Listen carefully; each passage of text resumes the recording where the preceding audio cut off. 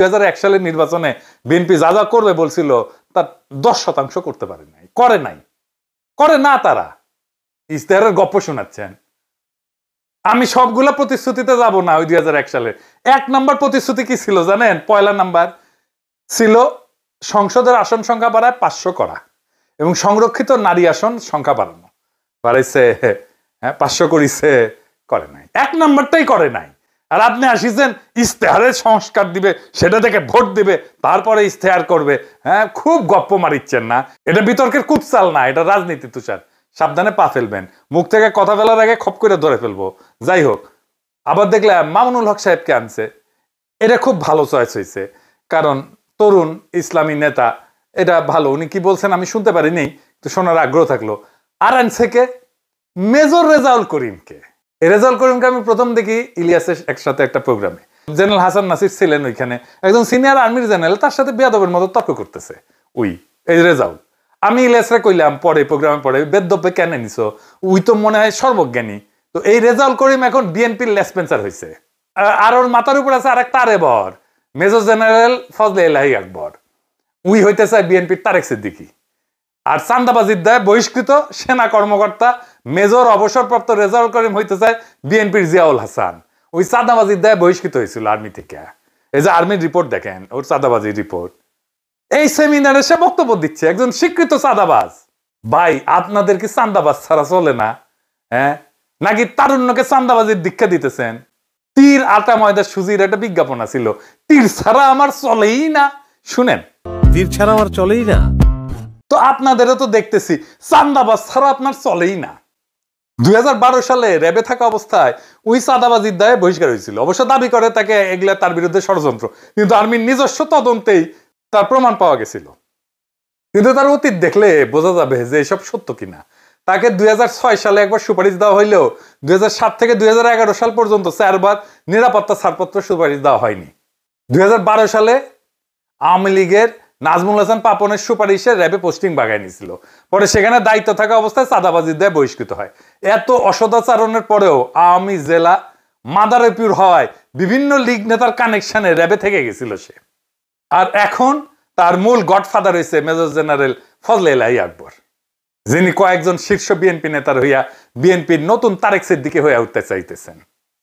এর মধ্যে চলতি বছর ফেব্রুয়ারিতে রেডিসন ব্লু ওয়াটার গার্ডেন হোটেলের বলরুমে Foundation for Strategic and Development Studies FSDS বলে একটা গবেষণাধর্মী নতুন একটা প্রতিষ্ঠান বা দোকান খুলিছেন উনি। সেখানে আবার উপস্থিত ছিল জেনারেল ওয়াকার। তো শোনা যায় যে এইটার পরে জেনারেল আকবর ওয়াকারের কাছে নাকি বেশি ব্যবসার সুবিধা এগুলো চাইছিল। তো এটা বিরক্ত হয়ে ওয়াকার নাকি ব্লক করে দিছে তার অ্যাক্সেস। যার সত্য মিথ্যা জানি না, কিন্তু ওয়াকার ব্লক করলে কি হবে? তাদের মূল শেল্টার তো এখন বিএনপি। চান্দাবাজ রেজাউল বক্তব্য দেয় বিএনপির তারুণ্যের সমাবেশে, অথচ টিভিতে বছরের পর বছর ধরে বিএনপিকে থার্ড ক্লাস বইলা বক্তব্য দিচ্ছিল এই লোক তারেক রহমান কোনো নেতাই না, বিএনপির কোনো নেতৃত্ব নাই, আওয়ামী লীগকেই হাসিনাকেই সমর্থন দেওয়া দরকার। এটা তার বয়ান ছিল, আমি বানায় করছি না, দেখে দেবো, শুনেন। আমি বলছি না যে বিএনপিকে এনে বসাও, কজ এখানে বিএনপি তো যোগ্য নেতৃত্ব সত্যিকার অর্থে এই মুহূর্তে আমি দেখি না। বিএনপি নামক একটা দল যদি এখানে বিএনপির নেতা থাকতো আমার কথাটা বলা আরো ভালো হইতো, কারণ বিএনপি নেতা নাই, এখন কার সামনে কথাগুলো বলবো। বাট সত্যিকার অর্থে কিন্তু সেই অবস্থা বিএনপি নেই, নেতৃত্ব দেওয়ার মতো যোগ্য কোনো নেতাই নেই দলের মধ্যে। আপনার ফখরুল ইসলাম আলমগীর একজন, তাকে তো মানুষ, এখন তো আমাদের ফ্যামিলি তান্ত্রিক একটা রাজনীতি চলতেছে, এখন এই ভদ্রলোক অনেক যোগ্য, কিন্তু তাকে কি মানুষ ওইভাবে কি মেনে নিবে না। স্পেস বিষয়তে কাকে স্পেস দিবে এখানে আমি একটু দ্বিমত করব। উনি কাকে স্পেস দিবে? যোগ্য কেউ না থাকলে সে ডিটারমাইন করবে কে যোগ্য না। একটা বিষয় হচ্ছে কি, আমি বলি, আপনি একটা বিষয় হচ্ছে কি ভাই, আপনি টেররিস্ট অ্যাক্টিভিটিস এটা কিন্তু মঙ্গল গ্রহ থেকে আপনি পরিচালনা করতে পারবেন if you have the communication. যদি আপনি মোবাইল ফোনে কমিউনিকেট করতে পারেন, সেটা ওয়ার্ল্ডে যেখানে থাকেন আপনি টেররিস্ট অ্যাক্টিভিটিস করতে পারবেন। বা রাজনীতি কিন্তু আপনি আমেরিকায় বসে আপনি রাজনৈতিক একটা ইয়েটাকে পরিচালনা করতে পারবেন না। আর তারপরে যেটা হচ্ছে যে বাংলাদেশে এখন সত্যিকার অর্থে আপনি অনেক কর্মী আছে দেখবেন, আমি নাম ধরেই বলি, ধরেন বিএনপির কথাই বলি, বিএনপির প্রচুর কর্মী আছে মাঠে, বিএনপির সমর্থকের কিন্তু অভাব নেই বা নেতাদের কিন্তু অভাব নেই, কিন্তু প্রত্যেকটা দলের কিন্তু একজন প্রধান থাকেন, মানে মেইন পিভটিং একটা ফিগার থাকেন, সেটা কি আছে তাদের? বা কোনো একটা দল কি আছে বলেন যে এই দলের একজন যোগ্য নেতৃত্ব আছে যিনি বাংলাদেশে ভবিষ্যতে আরেকটি রাজনৈতিক দল যিনি পরিচালনা করতে পারবেন, কেউ আছে? Let people যদি decide. সেটা না থাকে Let people decide. তাহলে সেক্ষেত্রে আমাদের একটাই ভরসা, সেটা হচ্ছে বর্তমান সরকারকে সমালোচনা করে হোক যে করে হোক তাকে আমার লাইনে আনতে হবে। এইবার দেখেন সে এখন কি বলতেছে, এটা শুনেন।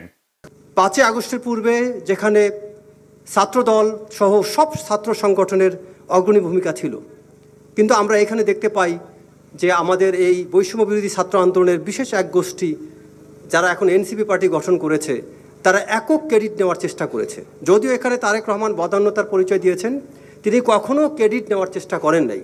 যে তার উদারতা মানে এই নয়, সেটা তার দুর্বলতা। আমরা চাই বিএনপির সেই পুরনো ঐতিহ্য ইমেজ ফিরিয়ে আনতে। সেই ইমেজ ফিরে আনার জন্যই আজকে তারেক রহমান বিএনপির প্রতি যে সহনশীলতা দেখাচ্ছেন, সবাইকে ধৈর্যশীল হতে বলছেন, এটাকে আমি সত্যি প্রশংসা করি। তরুণদের নিয়ে তারেক রহমানের ভাবনা, তরুণদের জন্য করণীয় কিছু বিষয়গুলো বলবো।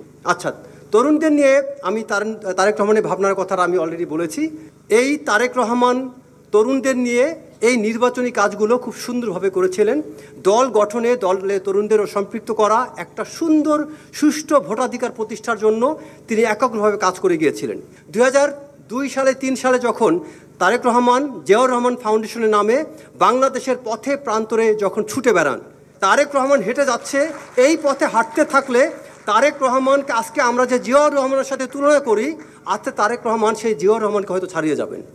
এবং বাংলাদেশে সেটা সম্ভব, কারণ জিয়াউর রহমানের শিক্ষার জন্য তার কোনো উত্তরসূরি ছিল না, বা তারেক রহমানের শিক্ষার জন্য জিয়াউর রহমানের আদর্শ আছে। যে কারণে আপনাদের মনে রাখতে হবে তারেক রহমান কোথায় যেতে পারে। এই 3 আগস্ট তখন এই তরুণ অফিসাররা জেগে উঠেছিল তারেক রহমানের অনুপ্রাণে উদ্বুদ্ধ হয়ে, আর তারা বিশ্বাস করে এটা একমাত্র এই তারেক রহমান দ্বারাই বাস্তবায়ন সম্ভব, আর কেউ না।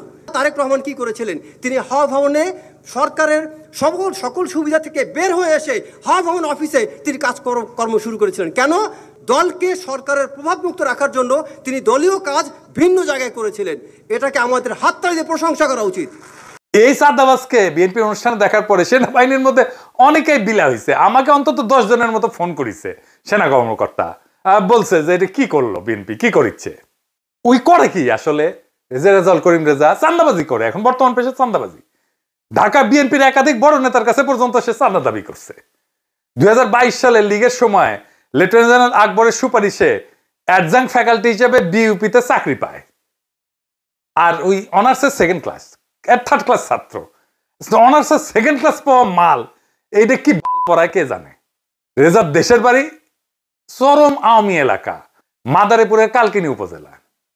আর জেনারেল আকবরের সাথে পিছে আছে বিএনপির কিছু কেন্দ্রীয় নেতা। আজকে কলে আপনাদের নাম নিলাম না, মনে রেখেন কিন্তু, নিমু আর একদিন। খেলা এখানে শেষ না, আরো আছে। জেনারেল আকবরের নেতৃত্বে রিটায়ার্ড আর্মির একটা ডেলিগেশন 21 থেকে 26 এপ্রিল চায়না ভিজিট করেছে। স্রেফ ধান্দা, আর আর্মির নাকি লাইট ট্যাঙ্ক কেনার একটা ব্যবসা আছে, ওই ব্যবসার জন্য ইউনিভার্সাল ট্রেডিং এবং সার্ভিস কোম্পানি এইটার নামে ট্যাঙ্ক কেনার টেন্ডার বাগাতে চায় এই চক্রটা। এই কোম্পানি ছিল তারেক সিদ্দিকীর প্রকাশ্য কোম্পানি, সবাই জানে, ওপেন সিক্রেট এটা। আর্মিতে মানুষ নাকি আকবরকে দেখলেই বলে আয় যে ওই বিএনপির তারেক সিদ্দিকী, আর রেজাকে দেখলে বলে চান্দাবাজ এবং আকবরের ক্যাশিয়ার। এবং এই 2 জনের কারণে আর্মিতে বিএনপির ইমেজ ক্ষুণ্ণ হইতেছে, বিএনপিকে ঘৃণা করা শুরু করছে আর্মি অফিসাররা। এবং অনেকেই চাঁদাবাজদের এরকম শেল্টার দেখে হতবাক। আর্মি অফিসাররা এগুলো কিন্তু সহ্য করতে পারে না। তো বিএনপির তারুণ্যের রাজনৈতিক ভাবনা প্রোগ্রামে এমন চাঁদাবাজদের নেওয়ার কারণ কি? যদি আমি জানছি যে মাহদি আমিন তারে ডাকতে চায় নাই, কিছু সিনিয়র নেতা নাকি তাকে বাধ্য করছে, এখনো রক্তের দাগ শুকায়নি। আর এই সমস্ত বাটপারেরা এখনই তারেক সিদ্দিকী আর জিয়াউল হাসান হইতে চাইতেছে, তাও আবার ক্ষমতা আসতে চাও বিএনপির ব্যানার ব্যবহার কইরা। আমি বিএনপির সমালোচনা করি, কঠোর সমালোচনা করি, তখনই করি যখন ক্ষমতায় আসতে যাইতেছে সে, যখন সে দুর্বল মার খাইতেছে, তখন সে বিএনপিকে গালাগালি কইরা এখন ক্ষমতার মধু খাইতে আসছে, আর আপনারা তারে মধু খাইতে আসতে দিলেন। মানে ওরে না রাখলে আপনাদের প্যানেল পূর্ণ হইতো না, ওর ক্রেডিবিলিটি বাড়াইলেন বাকি সবার ক্রেডিবিলিটির বিনিময়ে। এইটা আপনারা করতে পারেন না। তো মুড়ি মুরকির এক দর হয় না। ওইখানে স্টেজে যারা বসছে তারা সকলেই যোগ্য, একমাত্র রেজাউল ছাড়া। এরকম একটা গান্দামাল রে আইনেন না, আর কর্মীদের সামনে হিরো বানায়েন না, আপনার দল সাফার করবে। তারুণ্যের মঞ্চে যদি চাঁদাবাজ বসে তবে সেটা মঞ্চ না, সেটা খচ্চরের সার্কাস। যদি ভবিষ্যতে স্বপ্ন আঁকেন ভাঙা আয়নায়, তবে নেতৃত্ব না, তখন আপনি প্রতারণার একজন কারিগর হইয়া ওঠেন। যদি আপনি ইতিহাসকে খুন কইরা বাটপারের গলায় মালা দেন, তবে আপনি আর আওয়ামী লীগের মধ্যে পার্থক্য কোথায় রাখলেন? এই তারুণ্যের সমাবেশে যে সমস্ত কর্মীদেরকে আনছেন, এগুলো মাটির তরুণ। তারা নায়ক চায়, ক্যাশিয়ার না। তারা বাঁচাতে চায় দেশকে, বেচতে চায় না তারা দেশকে। তারা উঠে দাঁড়াবে, এই বেঈমানদের থাপড়ায় নামায় দিবে। কারণ রাজনীতি যদি হয় সংগ্রাম, তবে সংগ্রামের মঞ্চে ধান্দাবাজ চলবে না। তারা মুখ চায় থাকবে না। আর তারা বলবে যে খুন করে সেনাবাহিনীর সুনাম, তার ঠাই রাজপথের রাজনীতির মঞ্চে না। যে দুর্নীতিকে আদর্শের জায়গায় বসায়, তার বক্তৃতা কেন শুনবে আজকের তরুণ? যে যুবকদের সামনে বেঈমানকে নায়ক সাজায়, সে নিজেই ইতিহাসের আসামি। বিএনপি যদি সত্যিই ঘুরে দাঁড়ানোর ইচ্ছা থাকে, তবে আগে ঘর ঝাড় দেন, ঘর আগে পরিষ্কার করেন। ঘর পরিষ্কার করে ময়লা বাইর করে দেন। ঘরে পরিষ্কার করে একদিকের ময়লা আরেক কোনায় রাখলেন, তাহলে ঘরটার মধ্যে ময়লা থাকলোই। ওই মঞ্চে যদি বিপ্লবের আগুন জ্বালাইতে চান, তার আগে আগাছা পুরাই নিতে হবে। না হলে এই তরুণেরা, এই জনতা একদিন ফিরে এসে বলবে, আর একবার শুরু হোক রাজনীতি, নতুন রাজনীতি, বিপ্লবের রাজনীতি, বদলানোর রাজনীতি, দেশকে বাঁচানোর রাজনীতি, দেশকে বেচার রাজনীতি না। কিন্তু এইবার আমরা শুরু করব তোমাদের বাদ দিয়া। ইনকিলাব জিন্দাবাদ।